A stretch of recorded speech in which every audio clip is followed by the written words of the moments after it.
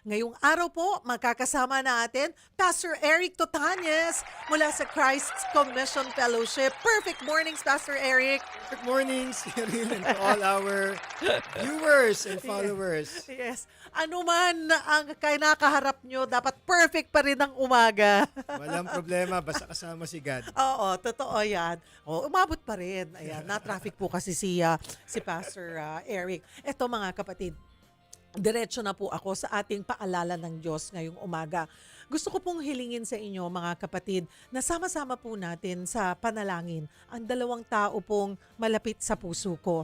Ang mag-asawang Doc Willie and Doc Liza Ong. At personal po sa akin ang kwentong ito. Dahil alam niyo po, hindi lamang po sila mga doktor na nakilala ko sa trabaho. Sa paglipas ng mga taon, naging mga kaibigan ko na rin po sila. At kung may isang bagay akong masasabi tungkol po sa kanila, mabubuting tao po sila. Nasa puso nila ang pagtulong. Malaki po ang impluwensya nila sa akin na namulat ako na hindi enough na may naibibigay kang advice. Kung kaya mong ma-stretch kung ano yung hanggang saan ang maitutulong mo, ay itulong mo sa iyong mga kababayan, sa iyong mga kapwa. Noong ako po ang host pa kasi nung Salamat Doc, nag 10 years po akong nag-host ng Salamat Doc. Regular kaming magkakasama ni na Doc Willie at Doc Liza sa ating medical mission. Sila po yung nangunguna sa aming medical mission. At talaga namang regular po silang present. Alam po. At nakita ko po mismo talaga kung gaano sila ka-committed. Hindi lamang po sila pumupunta para magbigay ng libreng konsultasyon o libreng payo. Abay, alam nyo po, kahit po sila mismo, dahil hindi naman din po laging meron kaming gamot, ano? Abay, nagdadagdag po sila, nagdadala sila ng mga gamot para may maiuwi ang mga pasyenteng kapos at nangangailangan. Hindi po sila nagpapabayad sa mga konsultasyon. Kaya hindi ko lang po narinig. Kaya ang kanilang advocacy sa pagtulong, nasaksihan ko po mismo ito. Kaya masakit po makita na ngayon, sila naman po ang dumaraan sa matinding pagsubok. Matatandaan na noong 2024, isinapubliko po ni Doc Willie na siya ay may stage 4 sarcoma. Mula noon, patuloy po ang kanyang pagkikipaglaban at mga gamutan. Pero nitong mga nakaraang araw, isa na namang mabigat po na pagsubok ang kinakaharap ng mag-asawa. Noong Martes, nagbahagi po sina Doc Willie at Doc Liza ng isang video sa kanilang social media. Doon nila isinapubliko na si Doc Liza na-diagnose ng cancer, breast cancer. Ayon po sa kanila, nasa early stage pa ito, bagamat hindi pa matiyak kung stage 1 o stage 2. Naka-6 na chemotherapy sessions na rin daw po si Doc Liza. Ibinahagi niya na matagal na niyang binabantayan ang mga bukol sa kanyang dibdib. Taon-taon siyang nagpapamammogram at ultrasound dahil may family history din sila ng breast cancer. Sa mga naunang pagsusuri, benign ang lumalabas. Pero nang makaramdam siya ng pananakit sa kanyang dibdib, agad siyang nagpatingin at doon natuklasan ang kanyang kondisyon. Mga kapatid, bilang mga doktor, napakaraming tao na po ang natulungan ni na Doc Willie at Doc Liza. Napakaraming pasyente po ang kanilang inalagaan, pinayuhan at binigyan ng pag-asa. At ngayon na sila naman po ang nangangailangan ng lakas, tayo naman po ang manalangin para sa kanila. Mga kapatid, mahirap po na usapin ang pagkakaroon ng sakit. Nariyan yung gastos, panghihina ng katawan, pati na rin po ng puso at isip dahil nga sa mga walang katiyakan na pwede pong mangyari. Pero sa kabila po nito, hahanap tayo ng katatagan sa kalinga ng Diyos. Pakinggan na po natin ang paalala ng Diyos tungkol sa pagkakaroon ng sakit.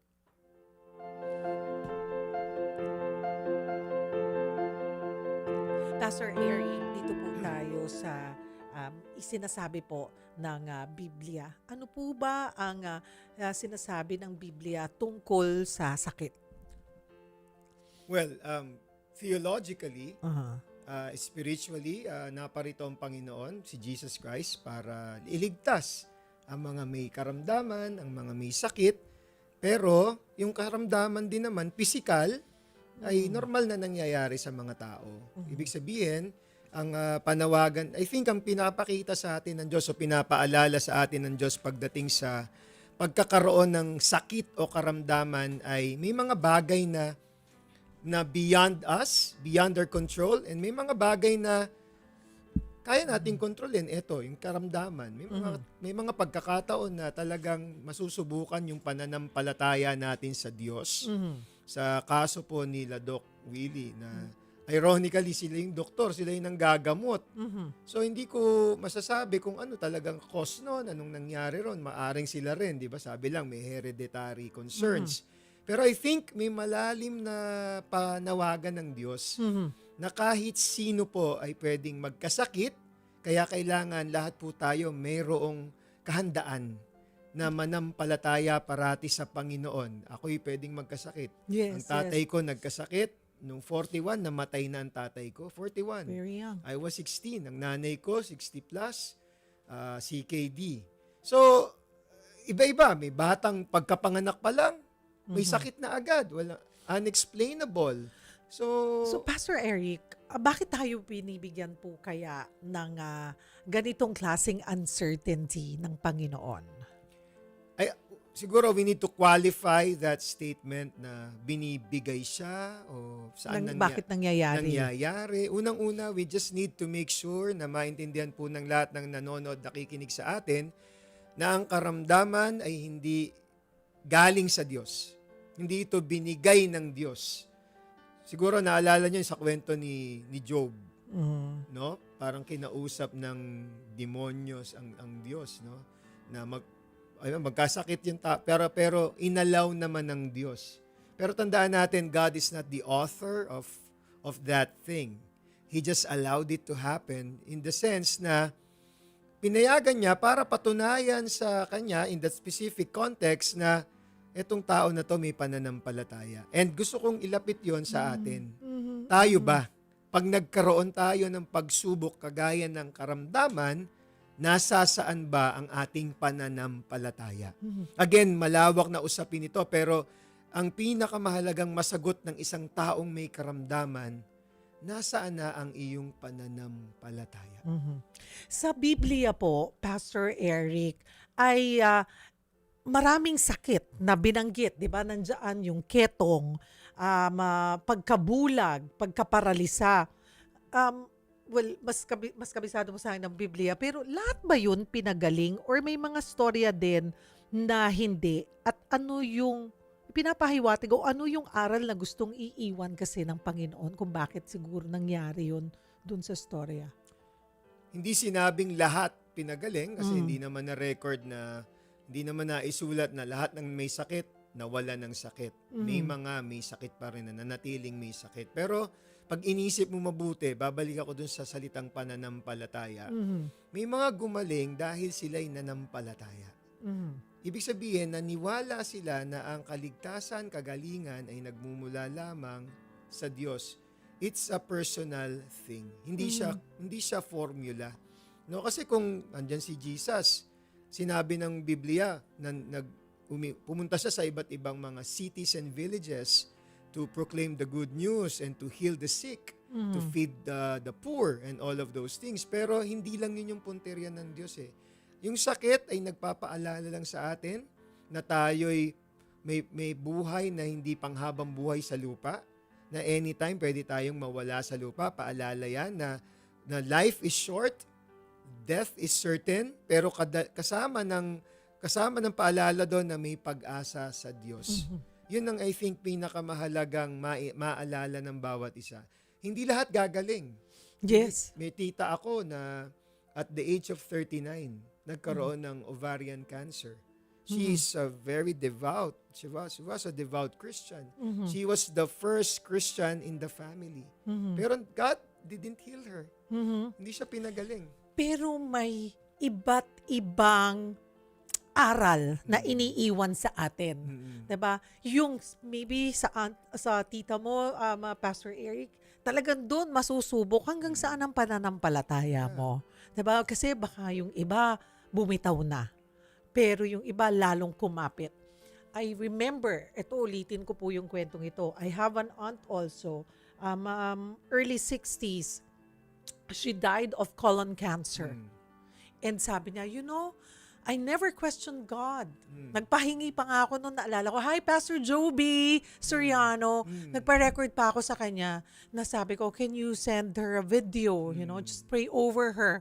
Medyo nasa late stage na siya nun. Nung pinapanood niya yung video, akala niya live si Pastor Joby. Kinakausap. "No, I'm okay, Pastor Joby." Ganun na siya. Kasi medyo yung pain niya, yung pain meds, mataas na. So, medyo, siya, nag-hallucinate na or ano. So, hindi niya alam na, hindi pala, recorded na yun. So, she was answering na, "Don't worry about me, I'm okay." Kinikwento sa akin nung tita ko nung nasa ospital. I am thankful pa nga. Yun ang lagi niyang sinasabi na, "Don't worry about me. I know it's time for me. Eventually, mauuna ako sa inyo." Yun yung sinasabi niya. Pero, parang mas naramdaman ko nga na mahal ako ng Diyos. Sabi niya, kahit binigyan niya ako ng ganitong sakit, hindi na lang yung biglaan akong nawala sa inyo.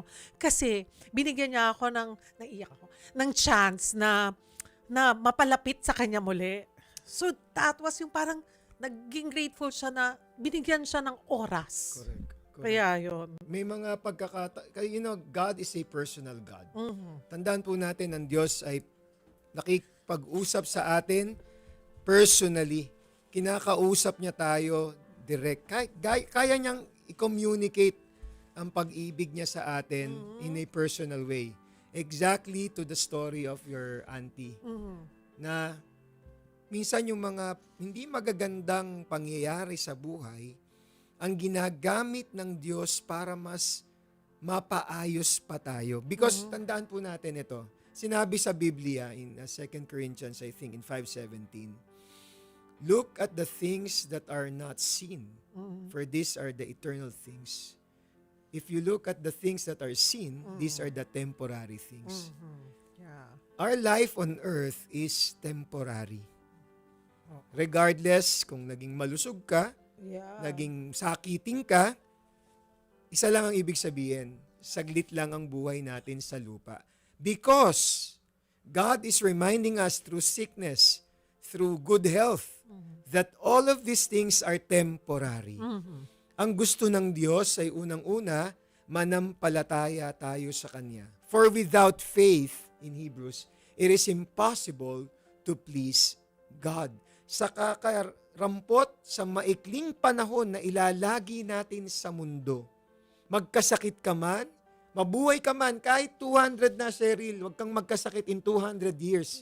At magkasakit ka when you're in your 20s or at birth. What matters is your life, did you live a life that was glorifying to God? Huwag po natin kakalimutan.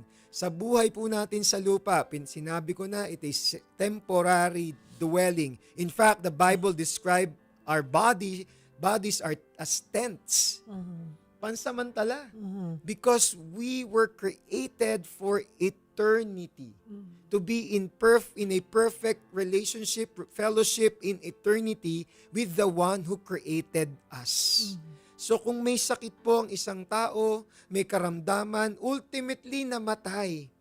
The question that we need to ask is, are you prepared to die? Are you ready for that? Ang hirap sagutin. Yan In po a way. Yan po ang dapat nating malaman. Paghandaan. Paghandaan. We need to prepare for the life ahead.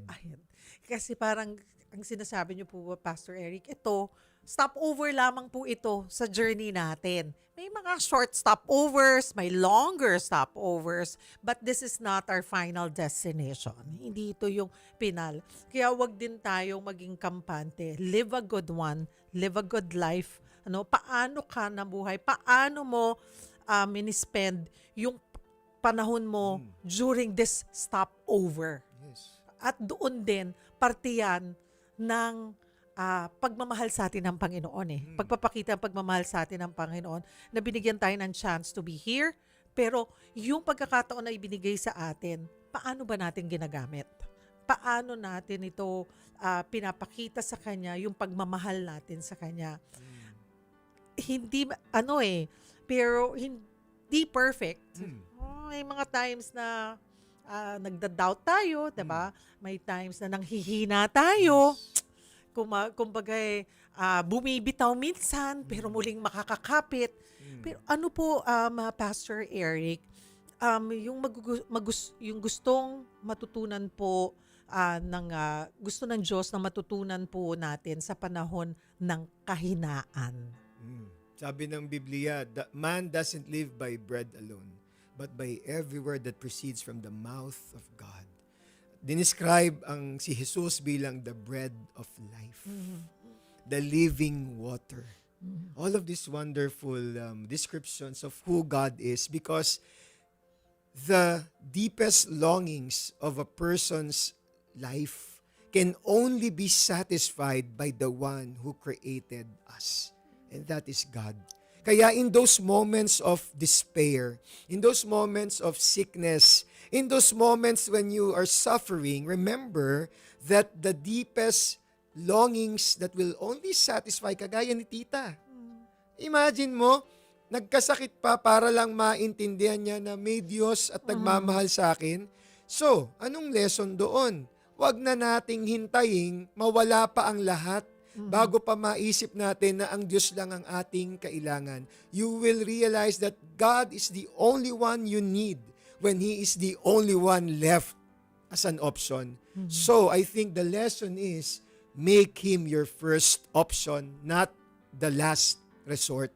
Maraming tao sa dulo na lang nananalangin. Pag may sakit na, pag malala na. Habang malakas ka, gamitin mo na lahat ng meron ka para sa Diyos. Gusto ko lang bigay yung sarili ko as an example. I didn't live a life na maayos. I grew up in a dysfunctional family. My father died early. My mother, I love my mother, by the way, they're in heaven now. I shared my faith, Jesus Christ sa mama ko before she died. But there are consequences along the way. I never had things na masasabi natin na dapat meron ng isang bata o isang pamilya.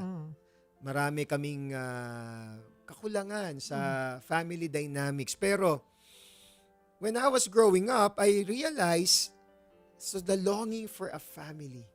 So I built my own family, mag-asawa ako. Oo nga, bata. Oo, maaga, no? Parang kapatid mo lang yung panganay mo, yung mga anak mo. Kasi nga, I love family. So, I love kids. So, I made my own kids. But, I raised my Pero family. akala mo, yun na yung solusyon. Oo, di ba? Yun. Pero, Doon nagsimula pa that lang. was just a reminder Doon pala na nagsimula. God created us for a family. You were created for God's family. Our viewers, you. Lahat kayong nakikinig ngayon sa taxi, sa Grab, sa kusina, sa bahay, sa Facebook, sa phone ninyo, kinreate ka ng Diyos para mapabilang sa kanyang pamilya. You must be reminded of that, na kapag masaya ka, alalahanin mo, para ka sa Diyos. Pag may kalungkutan ka, kagaya ng karamdaman, wag mong kalimutan, hindi ka nakakalimutan ng Diyos, for He will never leave you, He will never forsake you. For He came, Jesus Christ came to heal the sick and save the lost. Maaring ngayon sa oras ng buhay mo ngayon, sa pagkakataong ito, may karamdaman ka rin, kagaya ni Doc Willie, ni Doc Liza, at marami pang iba. Naniniwala ako na may panawagan ng Diyos na anyayahan ka. Sabi ng Biblia, come to me, all of you who are weary and heavy laden, and I will give you rest. Rest for your souls. Hindi lang rest na physical. Ito'y kapahingahan na malalim. Yung kaluluwa mo gustong ipahinga ng Diyos, mangyayari lamang yon kung tatanggapin natin si Jesus. Amen. Nang may pananampalataya na walang ibang kayang magligtas sa akin, kundi si Jesus lamang. Pastor Eric, bago po natin isara itong ating paalala ng Diyos sa mga may sakit at sa mga katulad po ng sitwasyon ngayon ni na Doc Willie and Doc Liza at iba pang mga kapatid nating dumaraan sa sakit. Siguro po, ipagdasal po natin sila. Sige po. Tayo manalangin. Aming Diyos, Ama sa langit, lumalapit po kami sa inyo ngayon Inaalala po namin ang mga mabubutit, magigiting at napakababait na doktor na si Doc Willie, Doc Liza. Panginoon, sa oras na ito po na may pinagdaraanan po ang mag-asawang ito, ang kanilang pamilya, Panginoon, naniniwala kami na ang kagalingan ay nanggagaling lamang sa inyo.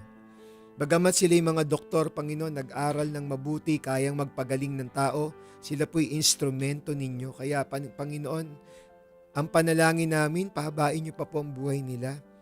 Kasi sila po ay pwede niyo pa pong gamitin upang makapagpagaling pa po ng maraming may karamdaman. Sa pangalan ni Jesus, palakasin niyo po ang pangangatawan ni Doc Liza, ni Doc Willie. Sa pangalan ni Jesus, tanggalin niyo po, Panginoon, mga hindi nararapat sa kanilang katawan, mga carcinogenic cells, all of these things that are foreign to their body, we cast it out in the name of Jesus. And also to those who are sick right now, yung mga may karamdaman ngayon, nasa ospital, nasa tahanan, nasan ka man ngayon, pinapaalala sa iyo ng Diyos, mahal ka niya. Kaya ngayong oras na ito, kung hindi mo pa tinatanggap si Kristo bilang tagapagligtas, sundan mo tong maikling panalangin na ito. Aking Diyos Ama sa langit, tinatanggap ko po ang libreng regalo ng kaligtasan at buhay na walang hanggan. Jesucristo, tinatanggap kita bilang aking tagapagligtas. Salamat po sa bagong simula, sa bagong pag-asa at sa bagong buhay. Let your will be done, Father God, sa buhay ng bawat isang Pilipino na nakakapakinig ng mensaheng ito. Sa pangalan ni Jesus, Amen. Amen.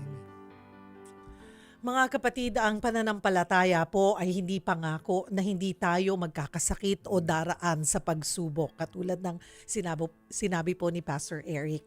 Ang pananampalataya ay ang katiyakan na anuman ang harapin natin, hindi natin ito haharapin ng nag-iisa. Kaya kung ikaw ay may sakit ngayon o may mahal sa buhay na lumalaban sa karamdaman, huwag mong isipin na kinalimutan ka na ng Diyos. May mga panalangin tayong agad nakikita ang sagot. May mga panalangin namang matagal bago natin maunawaan ang sagot. Pero sa gitna po ng lahat ng ito, may isang bagay na pwedeng panghawakan.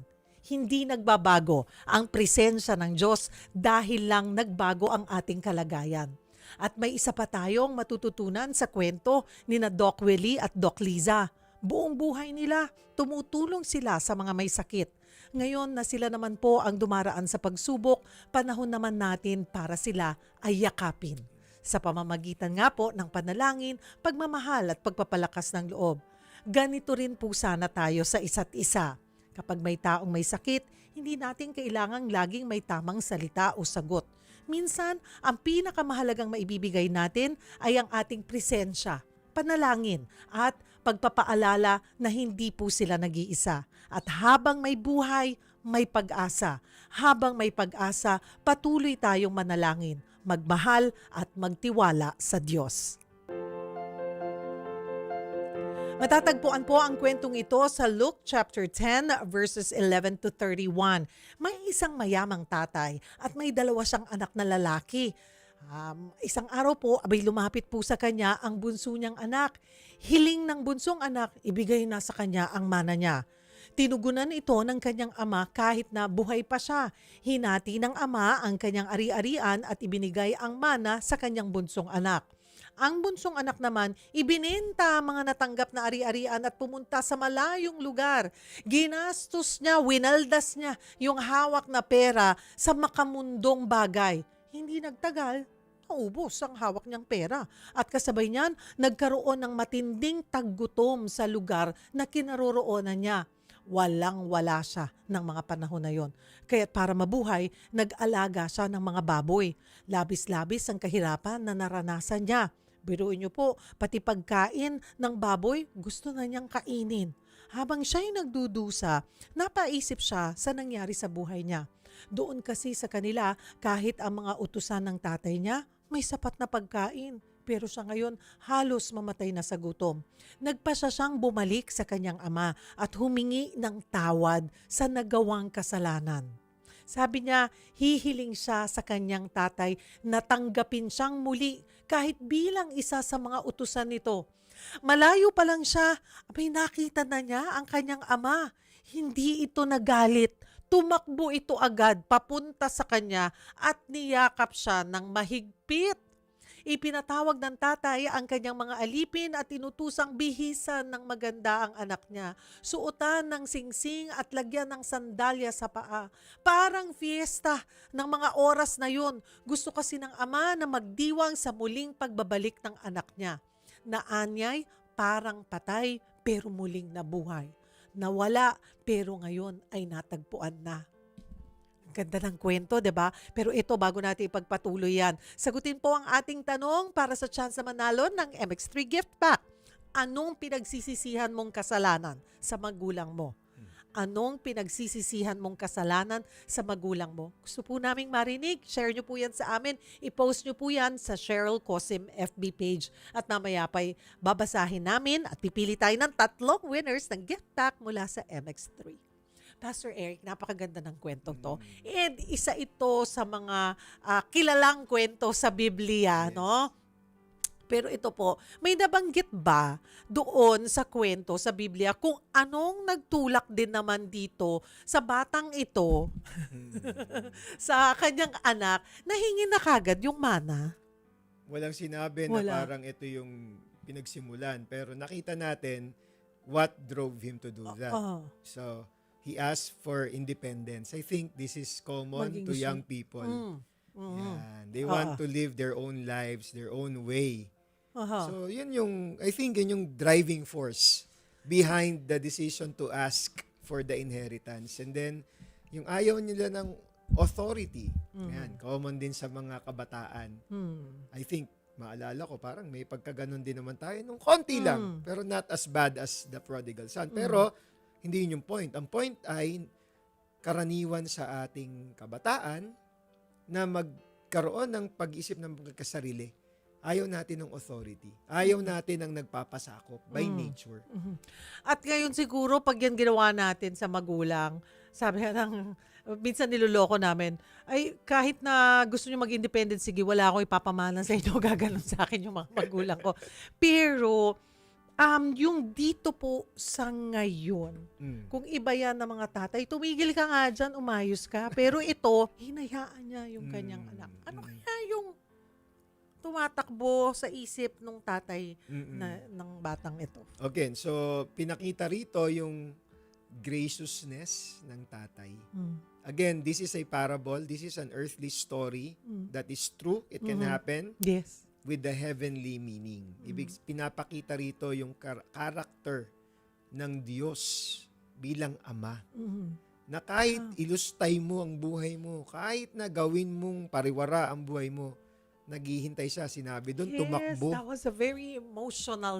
Pinipicture ko siya eh. Kung mangyayari siya parang sa isang pelikula, diba?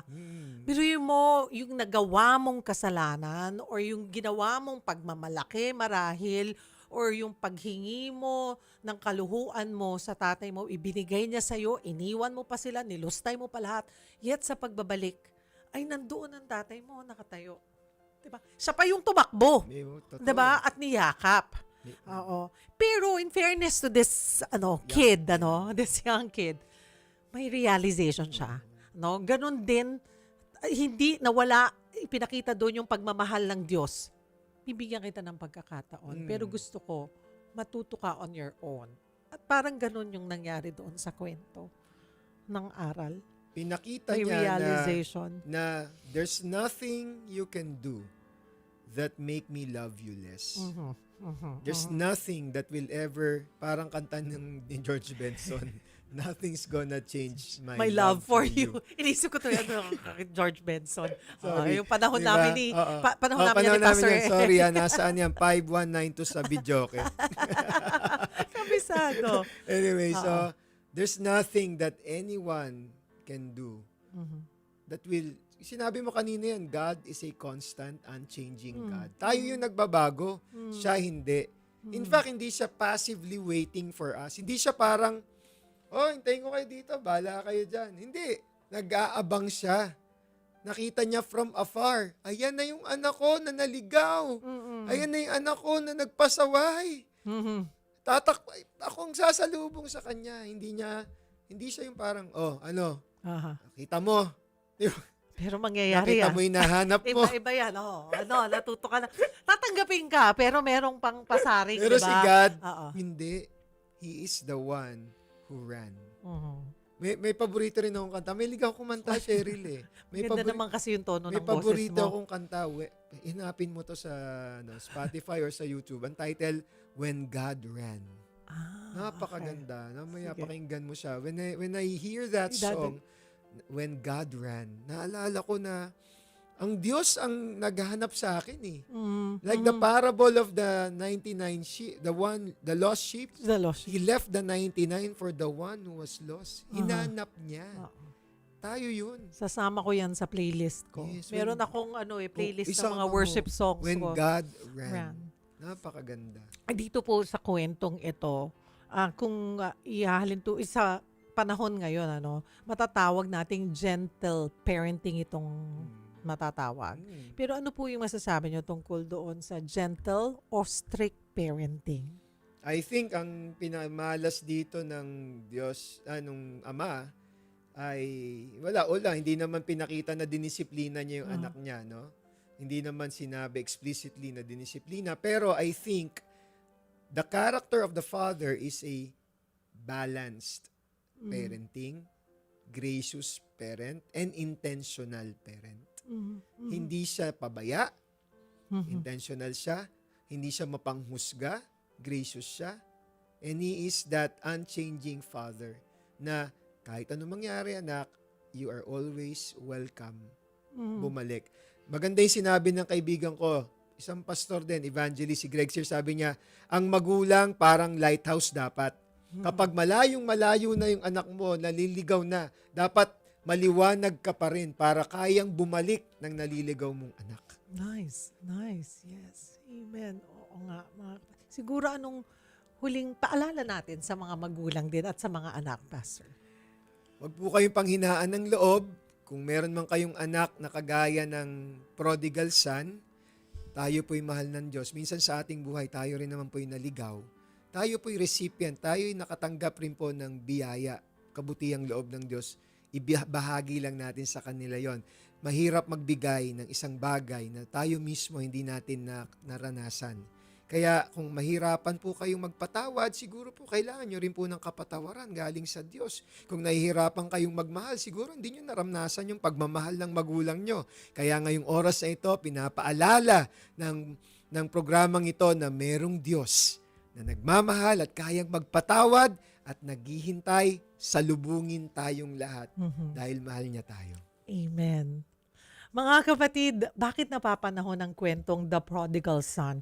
Dahil lahat po nga tayo, katulad ng sinabi ni Pastor Eric, sa isang punto ng buhay natin, naligaw. Pwedeng maligaw. Minsan akala natin, alam na natin ang tama, di ba? Gusto natin, tayo ang masunod. Tayo ang magdesisyon at tayo ang humawak ng buhay natin.